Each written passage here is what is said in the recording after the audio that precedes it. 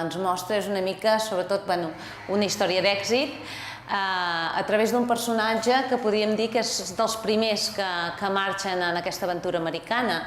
Trobem un grup de Palafrugell, que de fet són anomenats així per alguns historiadors, que s'instal·len a Cadis i comencen a fer un comerç d'anada i tornada a Amèrica.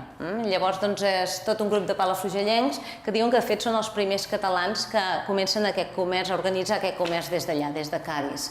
I aquí el veiem, de fet en aquest quadre apareix mostrant-nos una mica el seu últim desig. De fet ell mor a Guatemala el 1785 i el que volia, com molts indians, era retornar a casa d'alguna manera o tornar alguna de les coses que ell havia rebut.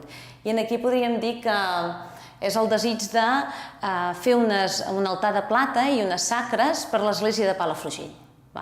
I si us hi fixeu en el quadre, si el veiem una mica més de prop, tenim un quadre pintat on es veu un port, es veuen vaixells, o sigui que d'alguna manera ens està explicant una mica el seu ofici de mercader.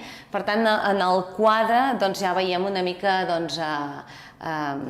quina era la seva feina, de què va viure i el seu desig. A més, el quadre està envoltat amb un marc de fusta noble fantàstic.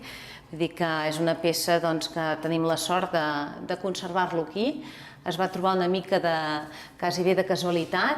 Va ser pintat a Guatemala, diuen que per un dels pintors més destacats de l'època.